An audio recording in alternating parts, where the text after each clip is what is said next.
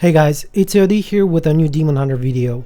It's mostly just a Greater Rift level 40 gameplay video with some side commentary on how the different M6 builds feel, the gems, the gear, and the issues that currently exist with Greater Rifts. Keep in mind please that this is coming from a solo Demon Hunter point of view, so not everything here will apply to party gameplay. Also, this is the second day of the patch, so things are still fresh depending on which point in time you'll be seeing this. About the builds then, having tried out both fire, physical and cold, I must say that even though on paper fire was ahead, in actual gameplay physical and cold pulled ahead by quite a large margin, and this all seems to be due to ballistics. If you're planning to compete on the solo leaderboards, you'll be looking at max 40% elemental damage, while in most cases you'll actually be down to 20%. Don't worry about this too much though, since the legendary gems will be making up for this and then some. You'll also be taking advantage of both Cold the Weak passive and Bane of the Trap gem, which will boost your damage against slowed mobs by more than significant amounts. The reason why both physical and cold are so much better, in my opinion at least, is that most of the time at high Greater Rift levels, the mobs will be quite spread out, so the grenades from Loaded for Bear won't really do that much, whereas the rockets from both Shooting Stars and Maelstrom will be actively chasing targets all around your screen. Maelstrom will have 5 rockets, each dealing 900% weapon damage, while Shooting Stars has 3 rockets, each dealing 1200% weapon damage. This, by the way, is calculated after the ballistics talent comes into play. You'll be seeing a more hybrid approach to the elements used on your spenders, simply because A, ballistics is such a powerful passive that it's a complete waste not to have most of your spenders taking advantage of it, and B, you'll be having way less elemental damage overall on your gear that's focused on a single element to create a relevant gap between the different elements on your spenders.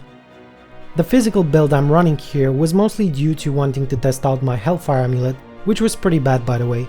Basically forced me to go physical if I wanted to use it, and had a semi-decent passive, Single Out, which would in most cases be out for the really high HP mobs, Spread Out Elites and Rift Guardian, since the low HP trash would be too close to each other for the passive to count, but that one dies fast anyway. In case you don't know what the passive does, it's basically a 25% crit chance increase against mobs who are 20 yards away from each other. Either way, the cold build I'm running with is pretty much identical, except using Maelstrom instead of Shooting Stars. Now there's also another problem with the rockets from Cluster Arrow, both cold and physical, and reason why in some cases Shooting Stars would be better than Maelstrom. While attacking a single target, the whole 5 rockets, or 3 in Shooting Stars' case, will not all hit the target, so in that case you're better off with more damage on each rocket. Generally speaking though, Maelstrom should pull ahead on trash, while Shooting Stars would be better on single targets like really high HP mobs or Rift Guardian. About the gems, you'll be looking at 3 right now. You'll need to socket your rings and amulet to take advantage of them. There's Bane of the Trapped, Bane of the Powerful, and Enforcer.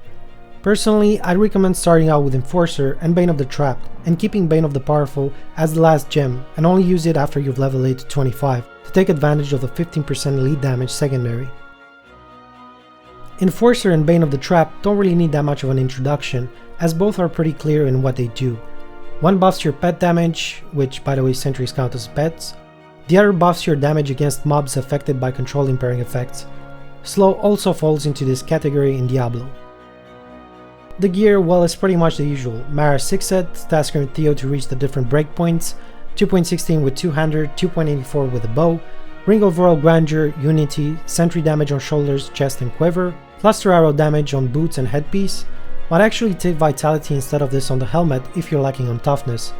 String of Years or Witching Hour as a belt, again depending on scenario. Now, about the toughness you should aim for, I'd recommend to aim for as much as you need to survive a Jailer cast, as in not proc your awareness either. This can vary depending on the level of Greater Rift you'll be doing, but to give you a rough estimate, I was around 12 million toughness in-game to survive Jailer on level 41, barely, while having full HP beforehand, and that's with Unity by the way. About the follower, I'd recommend running with a Templar, since he has 2 heals for you which you'll be needing quite often, both on an individual 30-second cooldown. As equipment of course, the relic that makes him immortal, the Unity, and I like to use the S of Johan to pull the mobs together, also far away from me, as well as the Thunder Fury to slow them down and their attacks. Now our personal issues with the rifts, and I think you might find them familiar if you've already been running them yourself since the patch came. Too much randomness. Sure, the randomness won't make you magically jump from say level 30 to 40, but in the 39 to 40 range, at this point in time at least, it matters too damn much. The progress which each mob is giving is also flawed. There's some mobs like imps or other low HP ones that give almost no progress at all, yet other mobs with almost similar HP and difficulty in killing that give a lot, like zombies for example. Sand wasps, corrupted angels, the stone mobs from Act 5 that block all the time, shielding on elites, and many other annoying mechanics that aren't exactly hard, yet they don't reward you with any extra progress for wasting so much time to deal with them.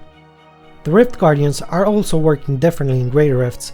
On higher levels, where you'll be taking a lot of time to kill them, you'll notice that they have a softened rage, and they'll start using their abilities more often the longer it takes you to kill them.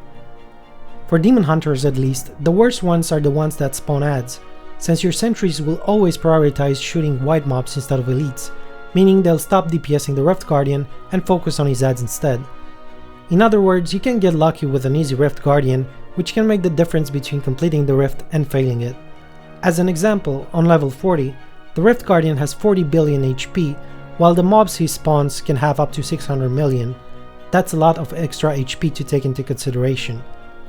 And then there's the density plus map layout. The density seems to be quite well balanced overall, but there are still some cases, let's say 5% as a random number, but pretty low either way, when you'll have a rift with almost no mobs and then one filled with zombies everywhere that you almost will complete in half the time. They did mention that the density is currently bugged somewhat, so there's still hope for now. Anyway, that's the info I wanted to share with you guys. Hope you enjoyed the rest of the video, and I'll see you next time. Cheers.